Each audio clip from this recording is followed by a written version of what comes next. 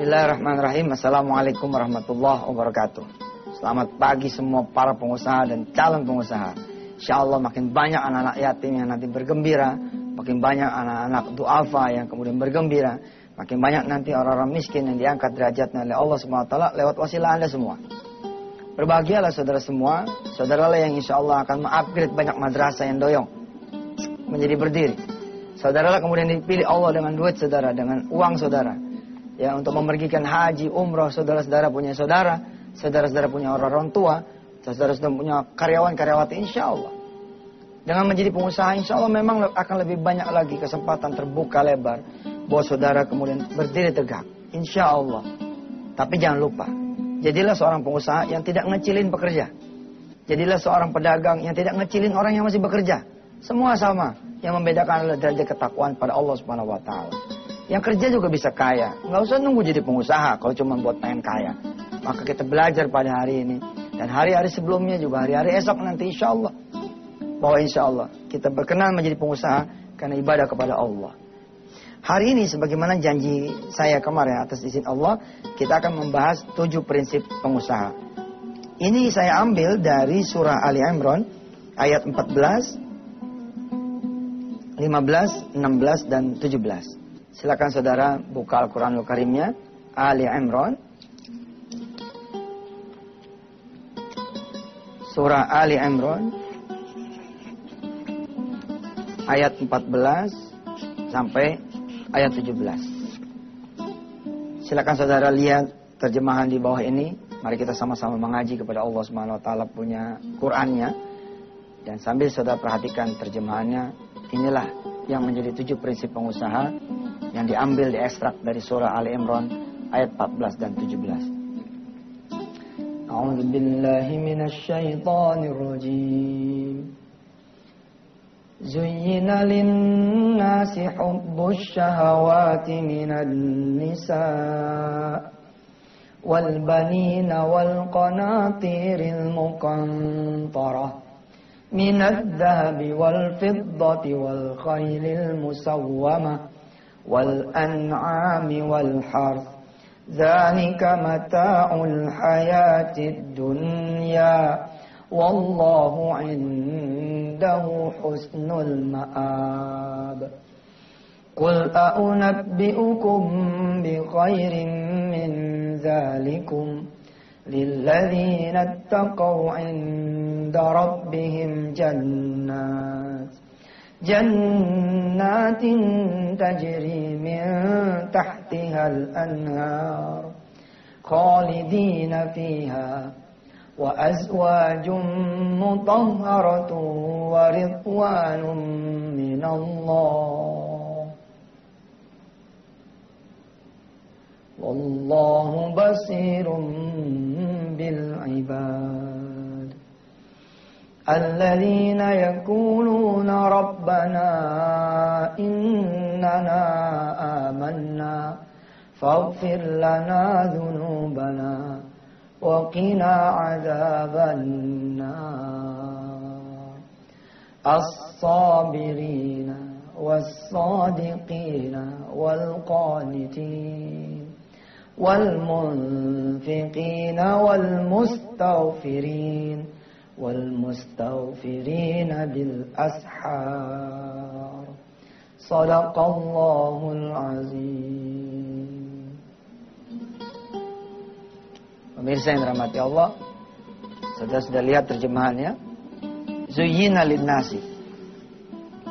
Manusia itu memang dihiasi oleh Allah Subhanahu Wa Taala, ya, keinginan terhadap dunia. Pengen kendaraan, pengen mobil, ya, pengen rumah. Digambarkan oleh Allah di surah Ali Imran ayat 14. Tapi kemudian Allah mengabarkan, bi khairim min rabbikum, mau enggak yang lebih baik daripada itu semua? Lebih baik daripada mobil, motor, rumah, apartemen, deposito, yang emas dan sebagainya, saham, bi khairim min rabbikum, mau enggak? Kalau mau, kata Allah, apa? Alladzina yaquluna rabbana amanna faghfir lana dzunubana. Ini prinsip yang pertama. Amanna. Ada belief, ada keyakinan kepada Allah Subhanahu Wa Taala. Kadang-kadang kita jadi pengusaha ya nggak yakin gitu. Ya, Ada seorang sahabat yang datang kepada saya dengan istrinya.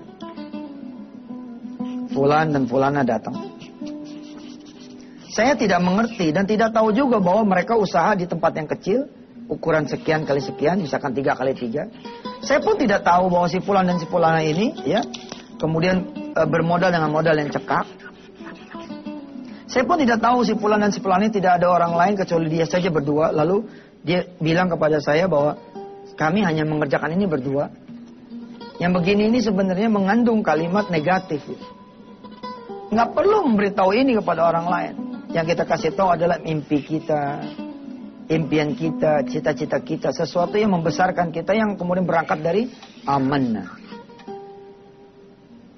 Saya termasuk yang tidak suka pemirsa ya. Kalau misalkan ada teman usahanya sablon atau spanduk itu percetakan itu. Terus dia ngomong, ya tempat saya cuma segini nih Ustaz. Nggak demen itu. Saya lebih suka begini. Tempat saya Ustaz, biar kata kecil kayak begini. Tapi order kita Masya Allah. Lebih baik begitu ngomongnya gitu. Itu pun masih mengandung cacat. Biar kata tempat kecil. Berarti kita masih ya, melihat bahwa tempat kita kecil. Harusnya bagaimana? Kami mampu Ustaz mengerjakan order yang puluhan ribu spanduk. Nanti teman-teman akan bilang, mana caranya? Orang studio ente aja cuma segede gini. Apa dia bilang? Jangan ngeliat studionya dong. Pokoknya lihat kerjaannya aja. Apa bisa kemudian hanya dengan bermodalkan rumah? Oke? Lalu kita bisa ekspor. Kita punya produk kaos, kain, sarung, peci, semacam ke mancanegara. Ya, saudara nggak boleh bilang cuma bermodalkan rumah. Allah udah ngasih rumah. Itu udah lebih hebat. Ada orang-orang yang nggak punya rumah, dia bisa usaha. Amanah, belief, iman. Maka kemudian modal belief yang paling tinggi, modal kepercayaan diri yang paling tinggi adalah apa? Dia punya Allah. InsyaAllah ya, 6 yang berikutnya kita akan bahas berturut-turut setelah yang berikut ini. Silakan. Terima kasih masih bersama Yusuf Mansur di Wisata Hati Antv. Jangan lupa pemirsa, ditunggu rekening ya sedekah untuk percetakan Al-Quran, sedekah sawah, makan santri dan lain-lain di rekening BCA ke BCA Bintaro 603-077-9922 atas nama Darul Quran Nusantara. Konfirmasi ke saudara Hendy 0815-900-3181. Yang pengen rekening yang lain silakan nanti dilihat di www.yusufmansur.com. Baik. Dengan prinsip amanah ini yang pertama, maka Allah menghendaki kita tidak menjadi the loser, tapi jadi the winner. Nggak ada istilah begini, saya emang nggak bakal bisa masuk Ustadz ke departemen anu, ngambil proyek anu. Kenapa? Karena saya nggak punya rekanan. No, amanah. Kamu punya aku kata Allah. Kenapa kamu sandingkan aku dengan yang lain? Apakah kalau kamu tidak punya orang di dalam departemen yang kamu itu tuju, lalu kamu tidak akan mendapatkan proyek, sedangkan aku adalah yang memiliki semua departemen di belahan bumi manapun kata Allah. Amanah menjadikan Anda menjadi lebih hebat lagi. Kenapa? Karena Anda menggandeng Allah Subhanahu wa taala. Prinsip dasar yang pertama, Anda punya Allah. Datang order nih, jebret gitu. Bos, ada ini nih, order nih, kita ekspor nih 5 kontainer. Waduh, gimana ya? Aneh bukannya nggak bisa nih. Namanya nggak bisa loh. Udah pasti nggak bisa begitu mah, ngomongnya begitu. Aneh bukannya nggak mau, ini namanya nggak mau. Amanah dong. Terima kasih dulu dong. Ya siap, dikasih waktu berapa lama? Ya kalau emang ente sanggup, ente kabarin dulu. Ya bilang aja ente sanggup. Begitu orang itu berlalu, ente ambil air wudhu. Ente sholat sunnah 2 rakaat. Jangan nunggu ntar malam, hari itu juga, pagi itu juga ente sholat. Bismillah, wow. Habis sholat ente ngomong, ya Allah engkau tahu. Nah, ngomongnya sama Allah aja. Ngomong ketidakberdayaan tuh ya. Ngomong ketidakberdayaan, ketidakmampuan. Ya. Ngomongnya jangan sama orang. Kalau sama orang jadinya the loser. Ya ente lihat sendiri mesin aneh nggak ada yang gede, mesinnya kayak begini. Mana caranya? Ntar kalau aneh punya modal, lama sekali. Lama sekali, udah. Terus ngomongnya juga jangan begini. Kita baru mampu 2 nih. Jangan, lebih baik ngomongnya kita mampu Ustaz. Untuk mensuplai 1000 agen. Jangan ngomongnya saya nih baru mampu mensuplai 10 agen karena begini. Itu the loser. Amanah, Allah aja udah. Jadi bicaranya apa? Dreams, visions. Beli batik 30, yang mesen gak jadi. Terus becoming the loser or the winner. Biasanya orang jadi the loser. Aduh, udah dibeli gak jadi. Udah dipesen kayaknya. Akhirnya apa? Makin banyak sisi the loser yang lainnya. Mana duitnya boleh ngutang lagi. Mana udahlah, akhirnya apa? Ya udah lemes gitu. Harusnya gimana? Amanah. Bukan karena dia dong. Pesanan gue yang 30 bisa dibeli. Tapi karena Allah. Dia nggak jadi, yang lain banyak. Insya Allah. Terus gimana? Bawa aja itu 30 batik yang udah dipesan. Taruh di atas sejadah. Insya Allah ente nggak bisa sujud. Banyak batik di depan. Taruhlah ditumpuk nih. Selosin. Kira-kira kalau 30 kan 3 losin tuh. Ente sholat. Bismillah. Sholat sunat duha ya Allah. Nih, saya bawa batik biar laku. Allah, sholat. Rukuk. Sujud. Salam. Assalamualaikum. Bilang sama Allah. Bukain satu. Ya Allah, nih. Jadi beli. Gimana ya ceritanya? Ngomongnya ke Allah. Buat apa yang ngomong ke orang lain? Gak ada gunanya juga. Orang jadi tahu ente jadi the loser. Nih ya, ente nawarin ke si B. Lihat. Mulanya si A yang mesen. Oke, 30 pieces. Oke, terus dia nggak jadi nih. Terus akhirnya si pengusaha ini kotaklah ke si B. Ngomongnya apa? Ini pesanan udah ada 30. Tapi orangnya nggak jadi, mau nggak ente beli? Sebenarnya kalau ente potong, saya punya barang 30. Mau nggak beli? Nggak perlu dia tahu. Paham nggak? Ini the winner namanya. Let him know sajalah. Udah biar Allah aja yang tahu. Nggak perlu orang lain tahu. Ntar si B nolak lagi. Nyari lagi si C. Aduh, si A udah nolak, si B nolak lagi. Udah dah, gue turunin aja dah. Yang penting gue dapat modal aja. Akhirnya yang beli apa? Si Z. Dalam pembelian udah tinggal 10% doang ganti ongkos. Rugi amat. Baik pemirsa. Lewat dulu nih yang mau lewat. Biar nggak gangguin kita. Ya silakan. Selamat kembali pemirsa di Wisata Tian TV. Saya sangat pengen saudara betul-betul menjadi the winner. Tidak the loser. Dengan betul-betul saudara tahu Allah maha segala-galanya. Ya. Tidak ada. Jangan dibiasain lah punya kalimat-kalimat yang membuat Anda menjadi lemah gitu. Kalau perlu tidak dipakai itu kalimat-kalimat yang memperlemah. Contoh begini. Biar kata saya guru TK Ustadz. Kan kalimatnya bagus tuh ya. Bagus tuh kalimatnya. Biar kata saya guru TK. Insya Allah saya bisa saat mergin haji orang tua. Enggak. Itu tuh masih ada separuh the loser. Masih. Emangnya kenapa dengan guru TK? Emangnya semua guru TK ente bilang gak sanggup mergin haji orang tuanya. Walaupun kenyataannya seperti itu misalkan. Tapi kalimatnya jangan begitu. Kalimatnya gimana? Insya Allah Ustadz. Saya pengen ngeberangkatin orang tua saya haji. Nggak perlu juga orang tahu ente guru TK. Gajinya cuma pego. 200, 350. Amanah. Nih. Yakin sama Allah. Yusuf Mansur dulu nih. Dagang nih ceritanya. Nah, tapi yang jadi persoalan. Saya nggak tahu dagangnya apa. Saya nggak ngerti mau dagang apa. Nah karena saya nggak ngerti. So I came to Allah subhanahu wa ta'ala and talk to him. Saya datang kepada Allah. Lalu saya bicara sama Allah. Saya sholat duha gitu. Sholat malam. Saya ngomong. Ya Allah. Teman saya tadi bilang. Sof. Kalau nanti lu jadi mahasiswa semester 5. Masih dikasih sama orang tua. Berarti lu bukan mahasiswa. Nah saya ngadunya sama siapa? Sama Allah. Dia maha mendengar.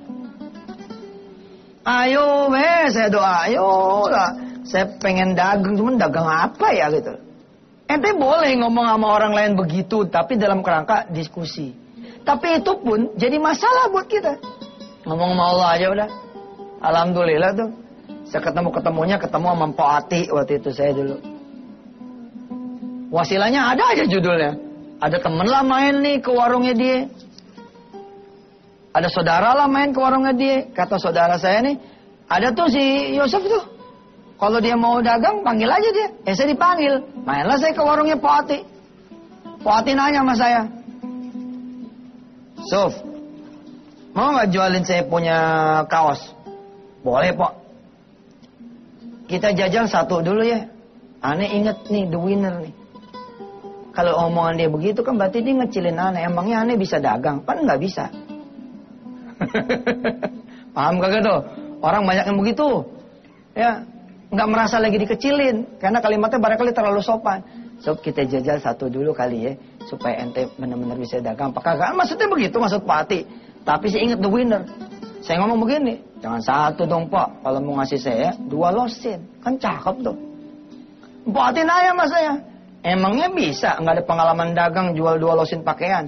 Ya, saya bilang. Pak Ati, ngasih saya 20 losin juga. Caranya sama aja. Pak Ati nanya, apaan emang caranya? Ya caranya saya tinggal sholat aja. Tinggal bilang sama Allah, ya Allah, saya udah ngambil barang dagangan nih, tolong cariin pembelinya dong. Enak kan sama Allah mah. Pak Ati ketawa tuh, wah, nggak ada di sekolahan bisnis diajarin kayak begitu. Nggak ada pedagang yang model kayak ikhtiar tetap perlu. Saya bilang, bos, ikhtiar ukhrawi itu jadi satu.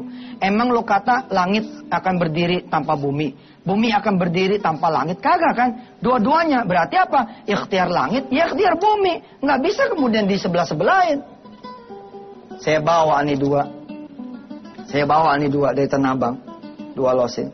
Ingat waktu saya mulai jadi pedagang. Habis bawa, hati kecil saya belayang sini ngomong. Lo ngomongnya kejauhan tuh. Ngomongnya kejagoan tuh. Jangan kata 1 losin. 20 losin juga insya Allah. Caranya sama, tinggal ngomong. Sekarang lo bingung nih mau jual kemana. Dan memang saya bener bingung. Di Tanah Abang tuh kayak orang peleng-pelengan.